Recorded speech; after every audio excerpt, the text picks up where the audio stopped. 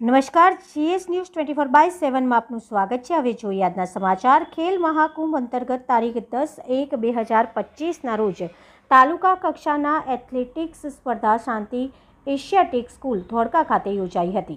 કન્યા શાળાના પ્રાથમિક શાળા ગામ વટામણની અંડર 11 અને 14ની મહિલા ખેલાડીઓએ અગાઉ ચેસ તેમજ વોલીબોલ વિજેતા થયેલા હતા। તે શાળા ફરીથી તાલુકા કક્ષાએ 50, 200, 400 અને 600 મીટર દોડ, ઊંચી કૂદ, લાંબી કૂદ જેથી વ્યક્તિગત સ્પર્ધામાં શાળાના કોચ શિક્ષક રાઠોડ દેવાંગકુમાર જેરામભાઈના માર્ગદર્શન હેઠળ સ્પર્ધામાં કન્યા શાળાની મહિલા બાળ ખેલાડીઓએ પ્રથમ, દ્વિતીય અને તૃતીય નંબર મેળવી શાળા તેમજ ગામનું નામ રોશન કરેલ છે।